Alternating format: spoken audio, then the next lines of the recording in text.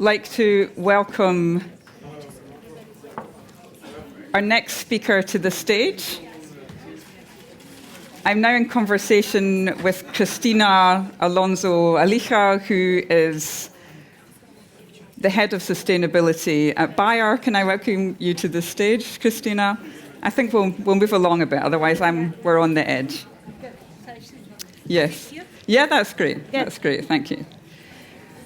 So, for those of you that are coming into the room, my name is Emily Jackson. I'm the SVP of Sustainability at The Economist Group, and I'm delighted to welcome Cristina to the stage for this discussion. So we've just talked about Scope 3 emissions, about measurement and the role of the supplier, and here we're talking about how to enable sustainable supply chains and ensure human rights through effective partnership. So it's very much about that partnership role in supply chains.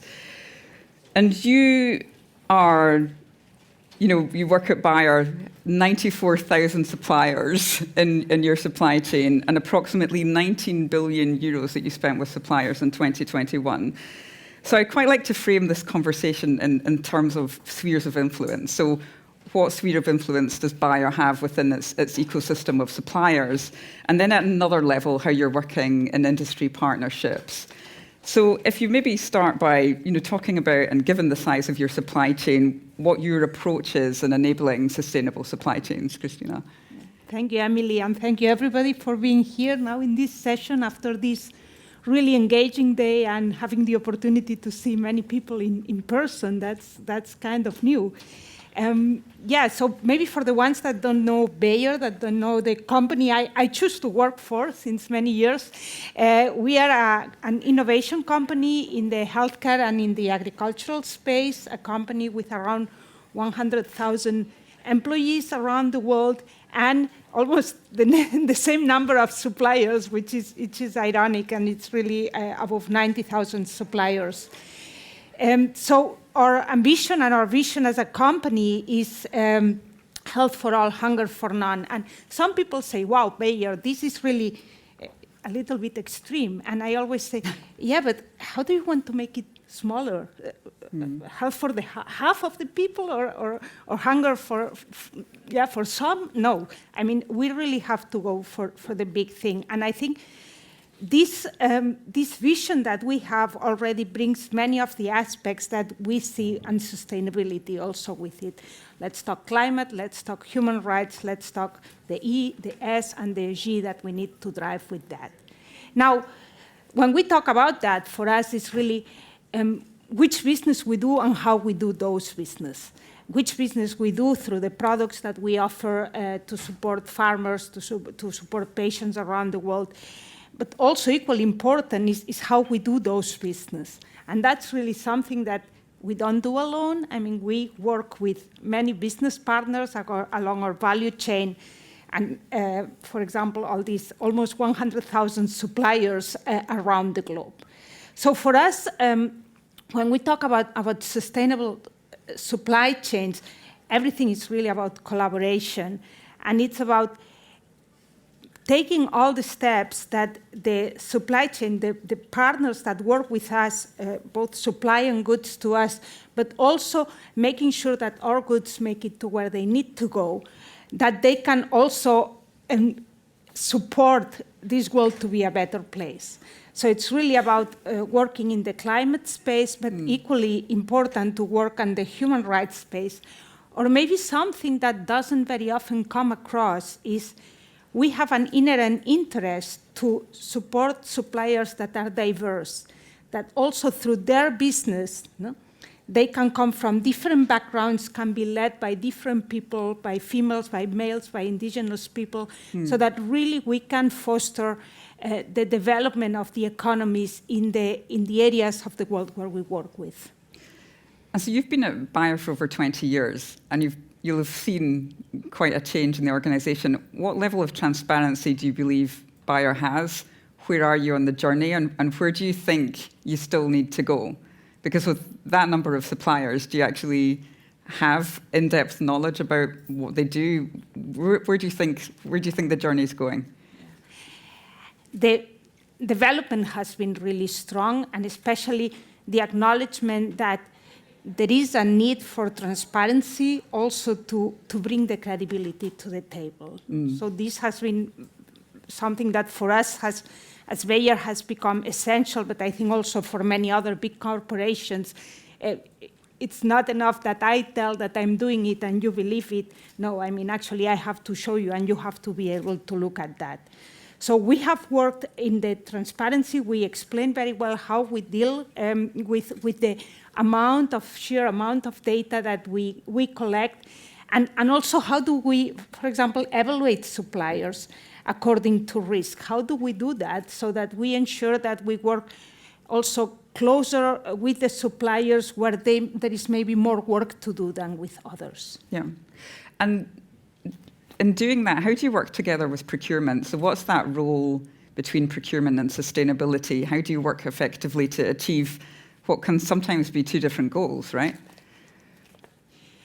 It's interesting because, I mean, for the ones that work in big companies, yeah, it looks from the outside like one company, but of course you have different departments. We sometimes ask to the outside world, well, you make silos, but then we have to ask ourselves, do we make silos in our companies? In our case, we work very, very closely with procurement because we really share our objectives and share our goals. So basically everything we do it together. We set up the objectives together for the sustainability space, and we drive the results together as well. And how much leverage do you have? So say you identify a risk or a human rights non-compliance breach, and that's not acceptable. Do you have situations where you just can't change the supplier because you need them for that particular solution? How do you resolve those types of situations? I don't know if there are examples that you can share or describe for us. Yeah, for me and for us, really protecting human rights means also that you need to support that progress happens. So if we find a human rights problem with a supplier, well, we could walk away, but that's not going to solve the issue. And if we really want to protect people, we have to work with this supplier to find a good solution. So really, stepping out of our relationship is going to be the last step before we have taken many others up in order to address it. And just for example, one example, being a company active in the agricultural space and in seeds production, one of the areas of work is the production of seeds, and this works through suppliers, farmers that they produce seeds. And as you probably all know, that's it's a seasonal work. So there is a certain time of the year where lots of hands are needed. And this is therefore a specific sensitive area, for example, around child labor. And we see when economies struggle, for example, in times of COVID, in times of drought, etc., then we see this risk coming up. And we take that very seriously. So we have the so-called childcare program that really ensures that we audit the sites, that we go into the sites and we look what's happening on the field. And if we find breaches, so for example, underage working in the fields, then really to work with the provider, but also sometimes with the parents to find opportunities, okay, that these children actually continue to go through education. And there are bonus for providers and for farmers that really adhere all the time to that. And yes, there can be also then sanctions if this does not happen. But that's an example that it's a reality for any company, I guess, in the agricultural business, and where we have to work closer and monitor closely, because that's one of the basic human rights. So that's a lot of what you can do within your own ecosystem with your suppliers. There's an example with the pharmaceutical, and you'll have to say the pharmaceutical supply chain initiative, where you're working with 70 other pharmaceutical companies. Could you explain a little bit about that initiative and how that helps at an industry level drive partnership? This came also in the panel before. I was really pleased that it came, because when we think about working with suppliers, it's not really a one-to-one conversation all the time. Usually, suppliers will be suppliers to other companies in our industry. So the question is, how do you support suppliers that they can also deliver on their objectives? And this is not going to be the path if every company asks them to report things differently, to do different things. I mean, suppliers have limited capacity. So there are, at least in the industry we are active, there are two very strong platforms. One is PSCI in the pharmaceutical space, and the other one is Together for Sustainability in the chemical space, where companies really group and work together, basically, I think, in two key areas. One is about training and support for development of suppliers with strong platforms and strong programs. And the other one is also on concerted audits. No? Right. So it doesn't bring anything if today we audit a supplier and in 2 months our competitor audits the supplier as well, but really finding mechanisms that are going to deliver on that. No? We work also very strongly with EcoVadis, who was, of course, with the EcoVadis assessments, who was in the panel before. But yeah, these platforms have been very successful, and I believe that also have brought a lot of value to the suppliers as well. I'm going to take questions in a minute, so if you have any questions, please be prepared to answer them with your name and title and a short question. So I'm interested in how the industry comes together. So you've got the different pharmaceuticals companies. Is it a cost-saving effort? So you're trying to save the effort on the side of the supplier. You're talking about capability building and the supply chain. So what other role can that initiative play? Driving regulation and doing something? Because it's quite unusual. I could imagine that in the pharmaceuticals industry it's highly competitive. So where is it just a cost-saving exercise, and how are you actually driving value and driving sustainable partnerships through that activity? An important area is always that we are abiding all the competition regulations and antitrust regulations. Of course, that's the basics, no? And we were having a conversation last night where we were saying, well, while this stays at the center, no, we have to see whether the old models are working today. I mean, for these platforms, certainly we abide to all antitrust regulations.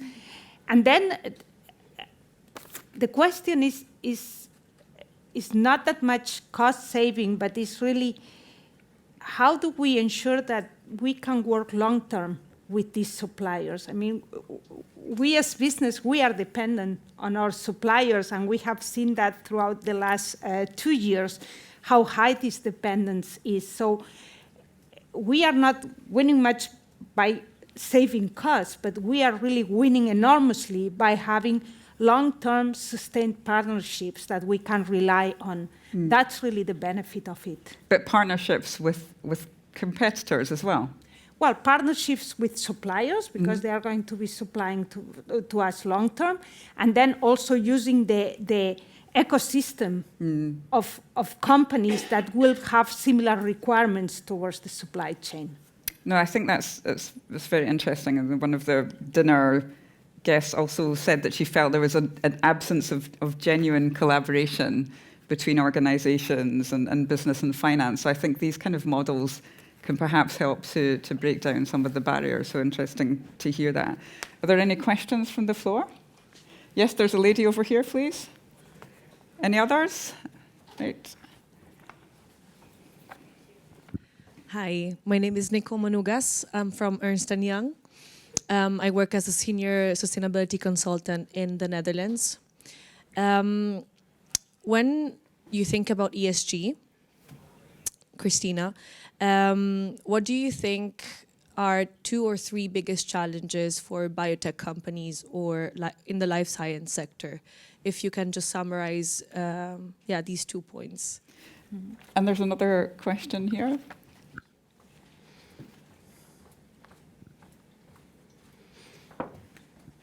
Hi, I'm Ferdy Clear. I work for Chevron Traffic Management. I'm a group ESG analyst. My question is, I really like the purpose that you outlined at the start of the company.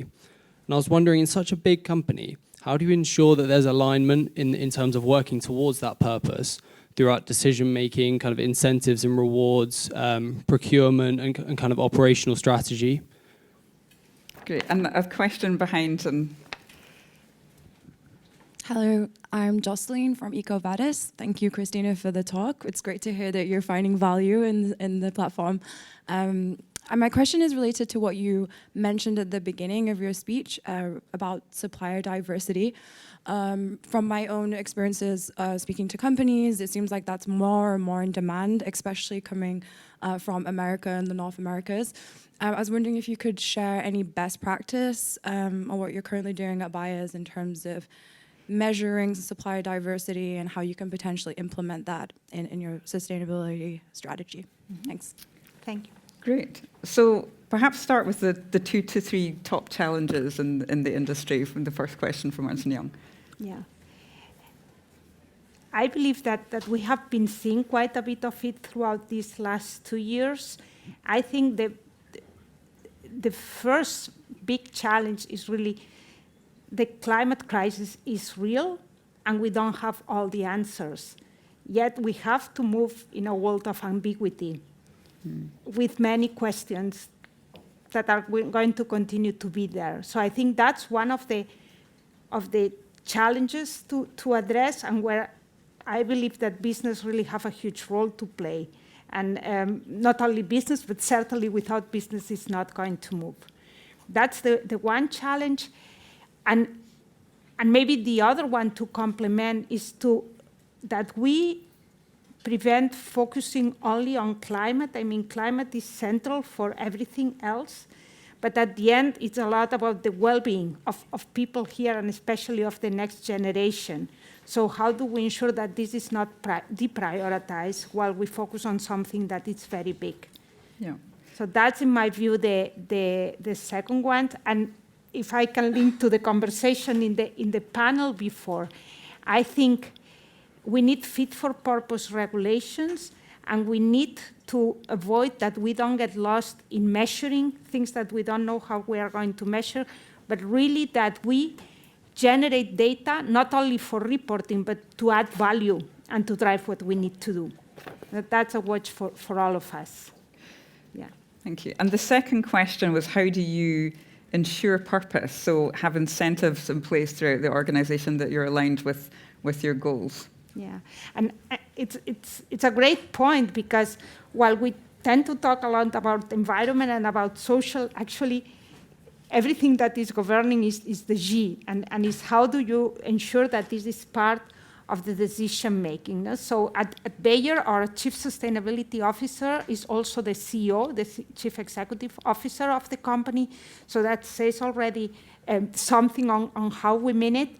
And we have included all the big sustainability targets as part of the board compensation, and also as part of the managers' compensation, so including my compensation and many of my colleagues, so that are really linked to it. So this brings part of the purpose, even if one person is not directly linked to that, learns and ensures that all the decisions are going in this direction. Now, where do we, as Bayer and probably many other companies, have still some work, is to ensure that every business decision accounts for the sustainability aspect from the beginning. And that's a learning process. We have to learn that it doesn't happen on day one, but it's happening, and it's happening quickly. We are learning quickly, and that's the good part. And supplier diversity, we're getting to end of time, but I think it was a great question. So yeah. if you could answer the point on that would be great.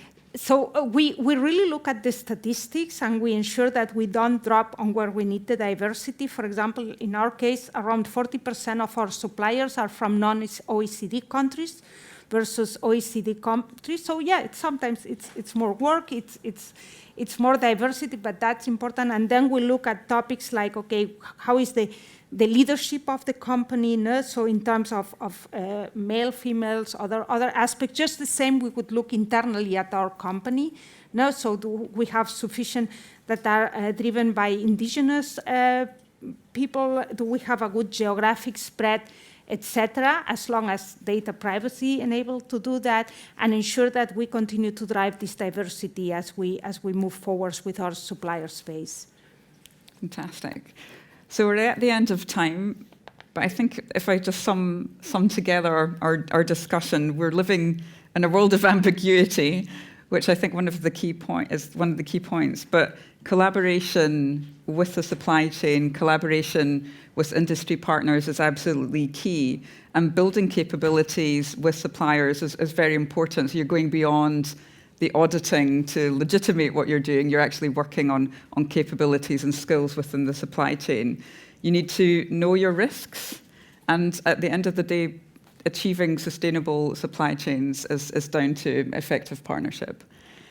Christina, thank you so much. Thank you so much. And remember, that's not going to move without anybody of us, and also nobody of us is going to get it alone done. So let's collaborate and let's move forward. Thank you so much for being here. Thank you very much.